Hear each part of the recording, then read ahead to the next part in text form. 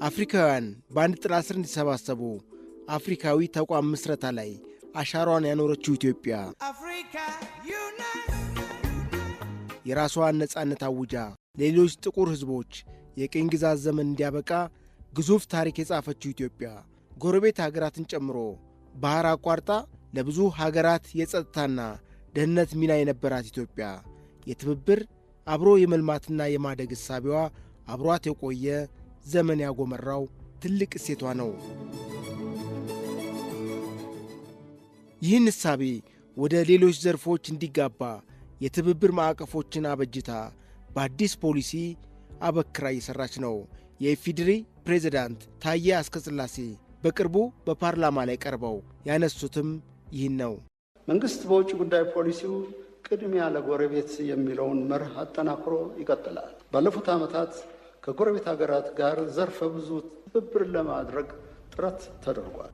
ኢትዮጵያ ያለችበትን የጂኦፖለቲካ ስትራቴጂ በመጠቀም የምስራቅ አፍሪካ ቀጠናን በኢኮኖሚ ለማስተሳሰር አንድ ትልቅ ግብ አስቀምጣ እየሰራችበት ነው። ቅድሚያ ለጎረቤት በሚለው የውጭ ጉዳይ ፖሊሲዋ ጎረቤት ሀገራትን በንግድ፣ በባቡር፣ በኤሌክትሪክ ኃይልና በሌሎች መሠረተ ልማት አውታሮች ማስተሳሰር በተግባር ላይ ያለ እውነት ነው። በውጭ ጉዳይ ሚኒስቴር የአፍሪካ ጉዳዮች ዳይሬክተር አምባሳደር ዘሪሁን አበበ አንድ ሀገር ብቻውን ቆሞ ወይም ደግሞ ብቻውን ታግሎ የሚያሸንፈው ጠላት ላይኖር ይችላል። ድህነት ሊሆን ይችላል።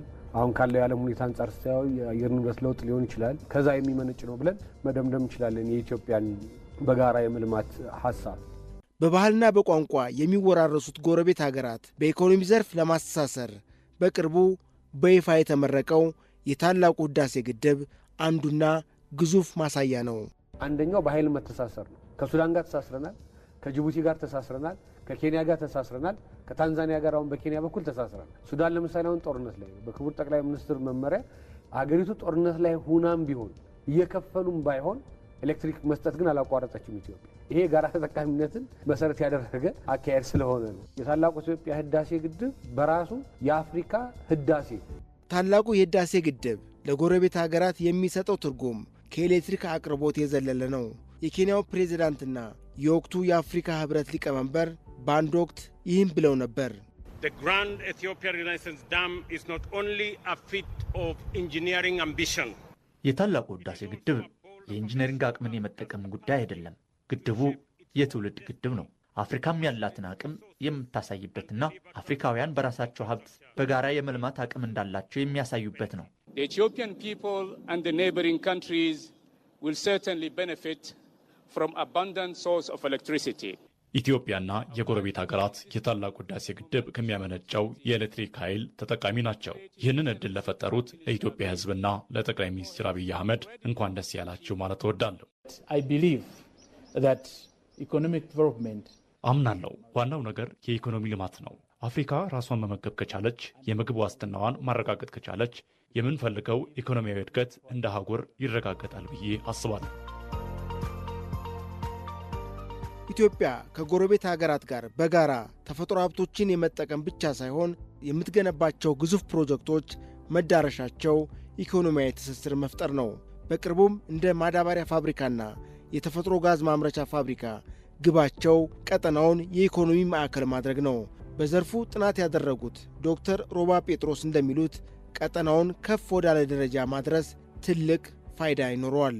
የኢኮኖሚ ትብብር፣ አንድ ገበያ፣ አንድ ገንዘብ፣ ነፃ የንግድ ቀጠና የምንለው እነኚህ ነገሮች ሲደመሩ ምን ያመጣሉ መሰላችሁ? ኮንፍሊክት ዞን የሆኑ ቦታዎችን ወደ ፒስ ዞን የመቀየር ጉልበት ስላላቸው ነው። የጋራ ልማትና ተጠቃሚነት ላይ ያለመው ፖሊሲዋን እየተገበረች ያለችው ኢትዮጵያ ቀጠናውን በጠንካራ ኢኮኖሚ ለማስተሳሰር ጥረቷን አጠናክራለች። አሁን አበክራ እየጠየቀች ያለችው የባህር በር የማግኘት ፍላጎት ከዚህ እሳቤ የራቅ አይደለም። በጣም አዋጭ ቀጠና፣ የዓለም ጉሮሮ የሆነ ቀጠና፣ የተለያዩ ላይክ የኤደን ባህረ ሰላጤ፣ የህንድ ባህር፣ ቀይ ባህር ያለበት አፍሪካና ኤሽያን የሚያገናኝ ለስትራቴጂክ አቅም መገንቢያ ስትራቴጂክ ኤሪያ ስለሆነ የዚህ ቀጠና ኢትዮጵያ መገኘት ጉዳይ የቅንጦትም አይደለም፣ የህልውና ጉዳይ ነው ማለት ነው። ድሬዳዋ ላይ የተጀመረው ነጻ የንግድ ቀጠና፣ ጅቡቲ ላይ ያለው ነጻ የንግድ ቀጠና ሊንክ ቢደረግ ይህ አካባቢ ተአምር መፍጠር የሚችል ከራሱ ህዝቦች አልፎ ዓለምን መታደግ የሚችል አቅም ያለው ነው። ለጦርነትም ላለመግባባትም መንስኤ የሚሆነው ድህነትና የኢኮኖሚ ፍላጎት የጥቅም ፍላጎት ስለሆነ በጋራ እኩል መልማት ከተቻለ ሰላምንም አንድነትንም ይፈጥራል። ቀጠናዊ ትስስር የረጋ እንዲሆን ቀጠናዊ ህጎችን፣ ቀጠናዊ ተቋማትን፣ ውስጣዊ ደግሞ ኢንስቲትዩሽናል ሊንኬጅ ውስጥ እርስ በእርስ ቻርተር መፈራረም መቻል አለብን። የመንገድ፣ የአየር፣ የባህር፣ የትራንስፖርት ይህን ማስፋት ይጠይቃል። ይሄ ትልቅ ኢንቨስትመንት የሚጠይቅ ነው። ቀጠናው በአግባቡ ከተሰራበት ኢትዮጵያን ጨምሮ ሌሎች ሀገራትን የኢንቨስትመንት ማዕከል እንዲሆኑ በር እንደሚከፍትላቸው ይታመናል። የሥራ ዕድልን ይፈጥራል፣ የኢኮኖሚ እድገትን ያጠናክራል።